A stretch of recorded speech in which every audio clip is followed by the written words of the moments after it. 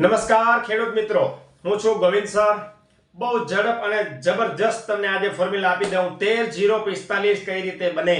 જો આપણો ઉદ્દેશ હંમેશા ખેડૂતોને મદદ કરવાનો છે, નહીં કે કોઈ ખાડામાં કે બાટલીમાં પૂરવાનો.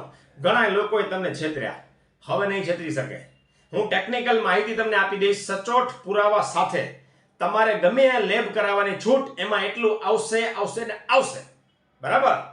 હવે આજનો મુદ્દો છે 13-0-45 છે શું, એમાં શું શું આવે, કઈ રીતે તૈયાર થાય, ક્યારે આપવું જોઈએ, કેટલા પ્રમાણમાં આપવું જોઈએ. દરેક ખેડૂત સુધી આ માહિતી પહોંચાડજો. આપણે એનો ખર્ચ ઘટાડવો છે. એ પૈસાદાર કેમ થાય, એના ઘરે પણ ગાડી આવે, ગાડી ચલાવે, ગાડીથી ફરે, એવો ઉદ્દેશ આપણો છે. બરાબર. બહુ માણસોએ લૂંટ્યા આપણને, કોઈનું નામ નથી દેવું, દુઃખ થાય છે, પણ હવે ચિંતાનો વિષય નથી. 13-0-45 નાઇટ્રોજન 13%, 0 ફોસ્ફરસ છે અને 45% પોટાશ છે. પહેલી વાત તો એ પોટાશ છે એ ડાયરેક્ટ અપડેટ થાય એમ છે જ નહીં. સમજો બરાબર માહિતી, ટેકનિકલ તમને માહિતી આપું છું. પોટાશ આપ્યા પછી તમારે નાઇટ્રોજન આપવું પડે. એમોનિયમ સલ્ફેટ આપો, યુરિયા આપો કે કેલ્શિયમ નાઇટ્રેટ આપો, પોટાશ ડાયરેક્ટ અપડેટ થશે નહીં. એટલે 13-0-45 એક ભાગ નાઇટ્રોજનનો છે અને 3 ભાગ પોટાશનો છે. એટલે 0-0-50 કરતા 13-0-45 નો રિઝલ્ટ દમદાર આવે. એનું મૂળ કારણ આ. હવે તમે ઘરે કેમ કેલ્ક્યુલેશન ને કેવી રીતે બનાવો ને તમને આખી માહિતી આપી દઉં. શું શું સામગ્રી જોઈશે એ કહી દઉં. 200 લીટરનો એક કેરબો લેવાનો છે. એમાં 100 લીટર પાણી, તમારા દાળનું, બોરનું, જે કાંઈ પણ જેવું પાણી હોય, જેટલા TDS નું હોય ચાલશે, કોઈ ટેન્શન લેવાનું નથી. આ 100 લીટર પાણી ઉમેર્યા પછી એમાં 2 લીટર તમારે સલ્ફરિક એસિડ ઉમેરવાનું છે. શું ઉમેરવાનું છે?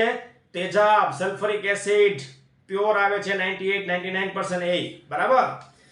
બહુ જાજી કિંમત નથી, 30-40 રૂપિયા કિલોનો ભાવ છે લીટરના. બરાબર. ગમે તેથી ગોતી લેજો મિત્રો, બહુ દમદાર વસ્તુ છે. 2 લીટર સલ્ફરિક એસિડ. આની અંદર 13-0-45 બનાવવા માટે તમારે 18.750 ગ્રામ 0060 જે છે ને MOP મ્યુરેટ ઓફ પોટાશ નાખવાનું છે. 18 કિલો 750 ગ્રામ. ભૂલ ન થાય સમજજો, પછી શીખવાડું કઈ રીતે ગણતરી થાય. બરાબર. હલાવી બરાબર કમ્પ્લીટ કરી આખે આખું 5 મિનિટ થાય પછી આની અંદર તમારે 7 કિલો યુરિયા નાખવાનું છે. નાઇટ્રોજન 46% યુરિયા આવે છે, એ 7 કિલો નાખી દો એટલે તમારો આ 13-0-45 ગ્રેડ તૈયાર થઈ ગયો મિત્રો. કેટલું ઈઝી છે ને? પણ સમજો, ગડબડ ન કરતા, નહીતર એકનો બીજો થઈ જશે. હું નથી ઈચ્છતો કે તમારી ખેતીમાં ક્યાંય તકલીફ પડે. બરાબર.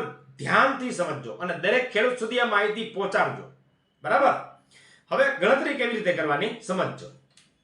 તમને હું આખું કેલ્ક્યુલેશન આપી દઉં, ક્યારે કોઈની જરૂર જ ન પડે. આપણે એવા આત્મનિર્ભર બનવાનું છે, ખેડૂત એવો મજબૂત બનવો જોઈએ, માય કાંગલા નહીં. મારે દરેકના ઘરે ગાડી વ્યવસ્થિત ફરે અને પૈસાદાર બને, એના માટેનો આ પ્રયાસ છે દરેક ગુજરાતની અંદર. બરાબર. જો તમારે 13-0-45 બનાવવું હોય તો 13% નાઇટ્રોજન છે, તો પહેલા શું લેવાનું? 13. બરાબર. એને ગુણ્યા કેટલા કિલા બનાવવાનું છે આપણે? આ 25 કિલોનો માપ મેં તમને કીધું હો. 25 કિલો જે બોરી આવે ને કોઈ પણ કંપનીની, આ એનો માપ આખું કીધું છે. બરાબર. હવે 13 ગુણ્યા 25 એને ભાગ્યા કરવાના છે. કેટલા ટકા નાઇટ્રોજન આવે? 46%. બરાબર. સાયન્સ સમજજો. આવી ગયો સાથ. આ રીતે ગમે એનો ગ્રેડ તમે બનાવી શકો, કાઢી શકો તમારી જાતે. આ ટેકનિકલ માહિતી છે, કંપની વાળા આવી રીતે જ બનાવે. બરાબર. હવે માની લો કે મેં તમને 18.750 ગ્રામ MOP નાખવાનું કીધું, તો કઈ રીતે એનું ગણતરી તમને કહી દઉં. કયું આવે ગ્રેડ? એમાં 45. આપણે 45 લેવાના. બરાબર. એને ગુણ્યા કેટલા કેટલા બનાવવાનું છે? 25 કિલો, તો 25 ગુણ્યાકાર કરવાના. એને ભાગ્યા કેટલા? 0060 છે ને, 60 લખેલું છે ને બોરી ઉપર, MOP માં, પોટાશ ઉપર, એ 60 કરવાના. આવી ગયું 18.750 ગ્રામ. આ હતી ટેકનિકલ માહિતી. આવી રીતે ગણતરી થાય. આવું કોઈ તમને ન સમજાવી શકે. શું કામ? પહેલા એને ખબર તો હોવી જોઈએ. હે, આ રીતે તૈયાર થાય 13-0-45. બરાબર. ભૂલ નથી કરવાની. મેં આ આખે આખો 25 કિલોની બોરી છે ને એ તૈયાર કરી દીધી. હવે આની અંદર પાણી ઉમેરી દેવાનું. 200 લીટરનો કેરબો ફૂલ ભરી દેવાનો. આ અમે 25 કિલો છે ને 5 એકરમાં જવા દઈએ છીએ. સમજી ગયા તમે? 5 એકરનો માપ મેં તમને આ કીધું 13-0-45 નો. પોટાશ એકલું ક્યારેય આપવાનું નહીં. જો આપો તો એના પછીના પિયતમાં તમારે નાઇટ્રોજન અથવા કેલ્શિયમ નાઇટ્રેટ આપવું પડે. કારણ કે જો એને અપટેક નહીં થાય તો પોટાશનો રિઝલ્ટ નહીં આવે. પોટાશને અપટેક કરવા માટે નાઇટ્રોજનની જરૂર પડે. પચાવવા માટે પાછું કેલ્શિયમ જોઈએ છે ને. એના વગર ખેતી ન થાય. ટેકનિકલ માહિતી જોઈએ. તમે ગમે એટલું પોટાશ આપો પચશે જ નહીં. પચાવવા માટે કેલ્શિયમ જોઈએ. અમે શું પ્રેક્ટિસ કરીએ છીએ, 0060 ની એક એપ્લિકેશન આપી દઈએ, બીજી વખત અઠવાડિયા પછી 0060 ની એપ્લિકેશન આપી દઈએ, ત્રીજી વખત કેલ્શિયમ નાઇટ્રેટ આપીએ 1 એકરે 4 કિલો અને એમાં 500 ગ્રામ બોરોન. એટલે પોટાશ જે કાંઈ પણ હતું એ અપટેક પણ થઈ જશે અને પચી પણ જશે. જો અપટેક થાય અને જો પાચન ન થાય તોય કામ આવશે નહીં. બરાબર. આ હતી માહિતી 13045 ગ્રેડ કેવી રીતે બને.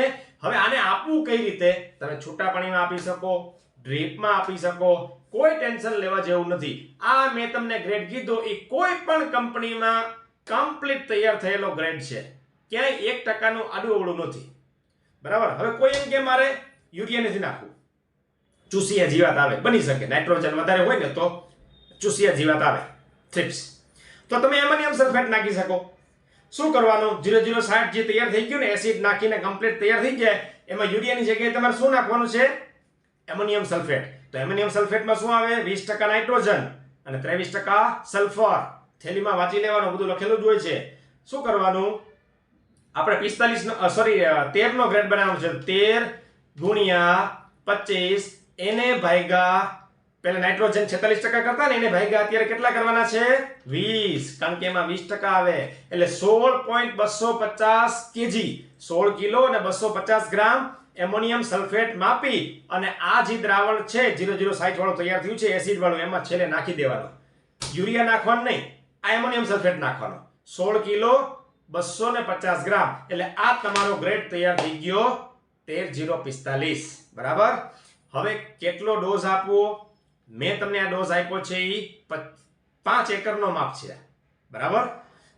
100 લીટર આખું તૈયાર થયું હોય બધું કમ્પ્લીટ અને તમને એમ થાય કે ના મારે એકરે આપવું છે તો 20 લીટર આપવાનું.